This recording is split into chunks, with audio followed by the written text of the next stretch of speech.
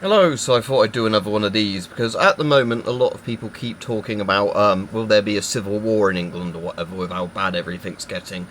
And I don't think it's going to be an actual civil war, so I'll talk about what I think, if things get really bad, what they'll be. And again, as always, because of, you have to be very careful what you say in the UK, obviously I'm not encouraging any sort of civil disobedience, sort of civil actions, fighting, anything, like that at all. But let's talk about what I think might actually happen. So obviously,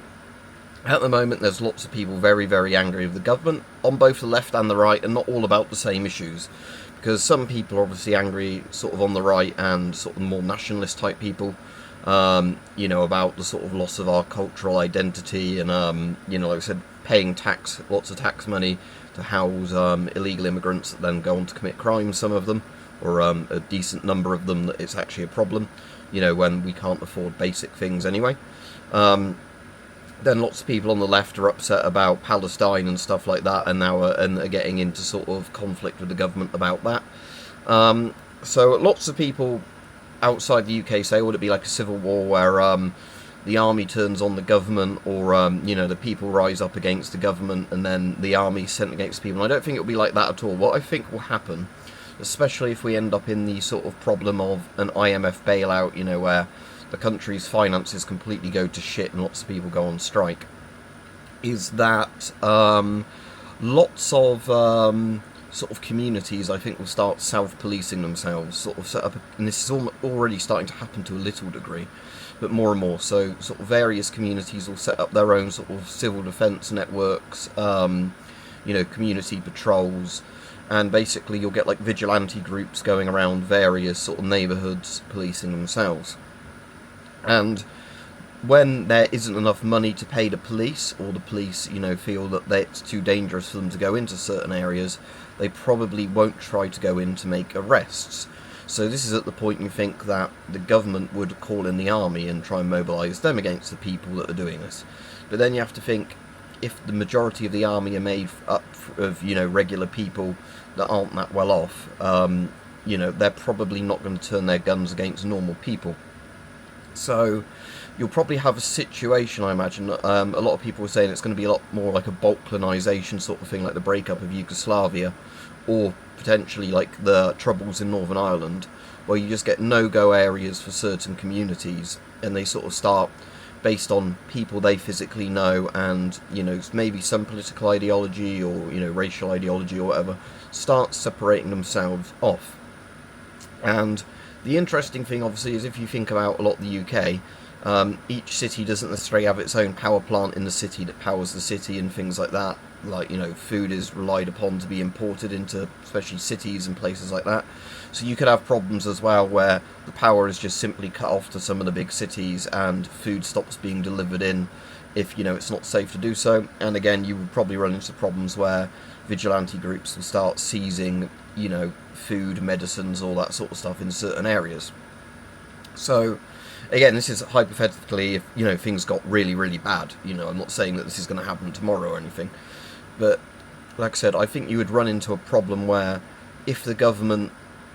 is really short of money and people are angry enough, you'll get to a situation where communities start forming their own sort of vigilante groups, and then they almost will have, their own martial law, if you like, their own sort of frontier justice,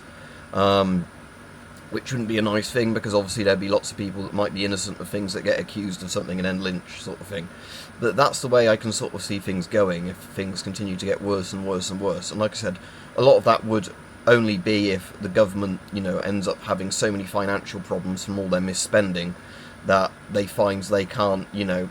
bribe enough people, I guess, enough money in security services to risk their lives and conscience going against people. Because at the moment, policing is meant to be done by consent and everything like that.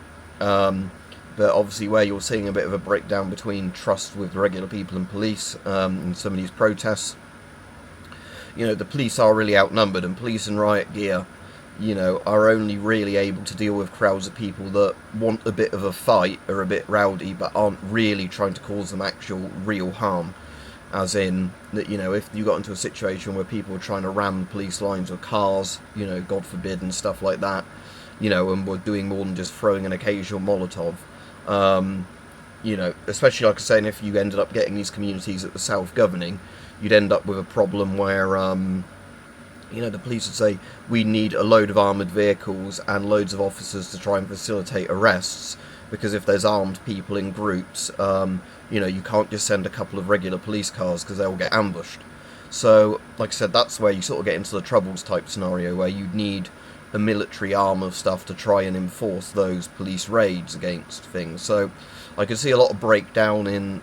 you know, a lot of stuff like that, and as people get poorer, you'd get even more looting and whatever else. Like we said before, if you're a shopkeeper, it's a horrible situation in the UK now, because basically the police don't care unless, as far as I'm aware, more than £200 worth of goods is stolen from you at once. So lots of criminals steal a bit less than 200 and then go to another shop and steal a bit less than 200, and because the police are so overworked with however many officers they've got,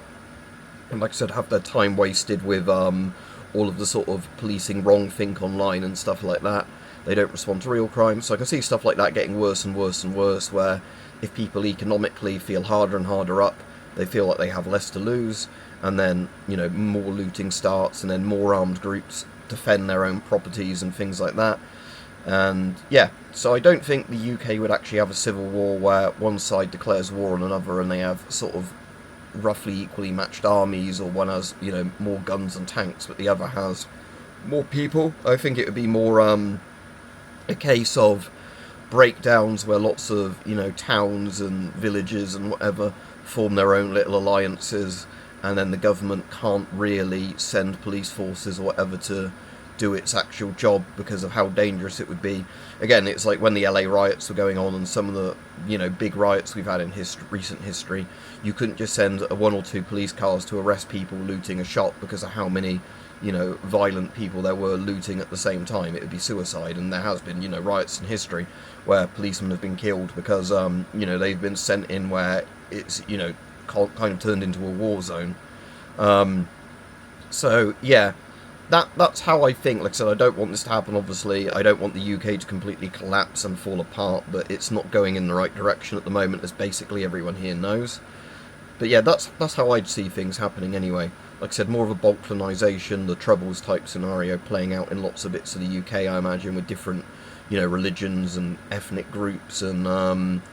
you know, people that know each other in neighbourhood watches, rather than it being a case of one big side against another. I think it will just be a shit show free-for-all where, you know, just looting and violence is common, and the police won't really be able to do much because they'll be too scared to go into, you know, some of these communities or whatever that will form to actually police them. So yeah, that's my opinion. Tell me what you think. You could say I'm completely wrong there, but that's generally how I imagine it would go. Not some big dramatic civil war if we got to the stage in this country where it totally collapsed into some sort of civil conflict.